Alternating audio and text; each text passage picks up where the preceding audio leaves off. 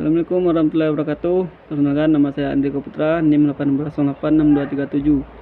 Baiklah, pada video kali ini saya akan buat video administrasi dan supervisi pendidikan sarana dan prasarana. Pertama itu pengertian administrasi dan sarana prasarana. Kata administrasi berasal dari bahasa Latin ad dan mistro yang mempunyai arti kepada dan melayani.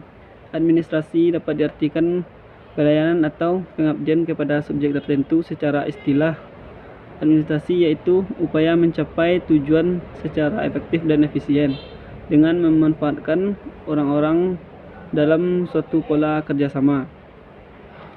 Sarana adalah alat yang digunakan secara langsung untuk mencapai tujuan, misalnya ruang kelas, buku, papan tulis, dan lainnya.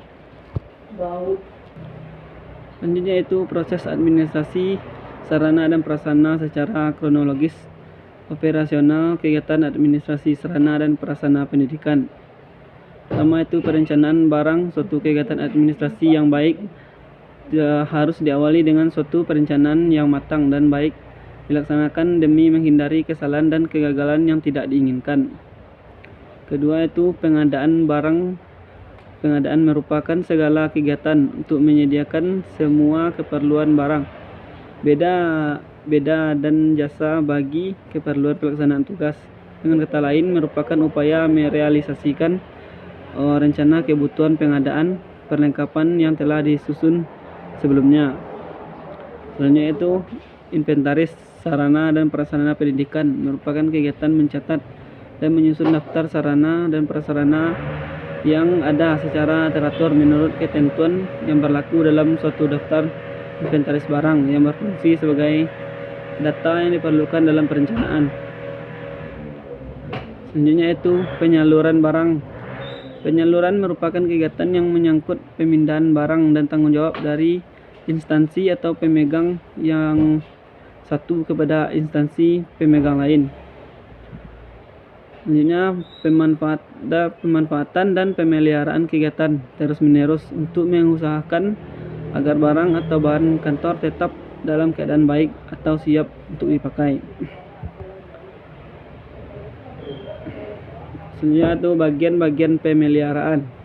Pemeliharaan berdasarkan waktu, yaitu pemeliharaan sehari-hari. Pemeliharaan sarana dan prasarana yang dilakukan setiap hari biasanya dilakukan oleh petugas atau karyawan yang menggunakan barang atau bertanggung jawab atas barang tersebut.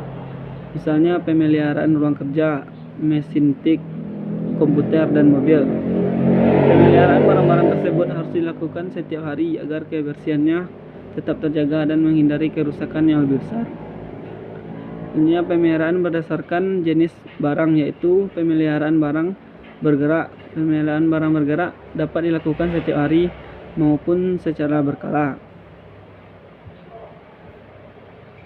Selanjutnya penghapusan suatu proses kegiatan yang bertujuan untuk mengeluarkan atau menghilangkan barang-barang milik negara dari daftar inventaris negara berdasarkan peraturan perundang-undangan yang berlaku. Apabila biaya rehabilitasi barang terlalu besar sedangkan daya pakainya terlalu singkat, maka barang tersebut lebih baik tidak dipakai lagi dan dikeluarkan dari daftar inventaris. Selanjutnya itu pengawasan seluruh kegiatan administrasi sarana dan prasarana pendidikan. Pengawasan bukan merupakan suatu peraturan yang kaku akan membatasi ruang gerak masing-masing fungsi pengelolaan, tetapi koordinasi serta akselerasi bagi seluruh fungsi pengelolaan administrasi sehingga pemborosan waktu, tenaga, dan biaya dapat dihindari. Selanjutnya peran guru administrasi sarana dan prasarana dalam administrasi sarana dan prasarana pendidikan. Yang pertama itu terlibat dalam perencanaan pengadaan alat bantu pengajaran. Kedua, terlibat dalam memanfaatkan dan memelihara alat bantu pengajaran yang digunakan guru.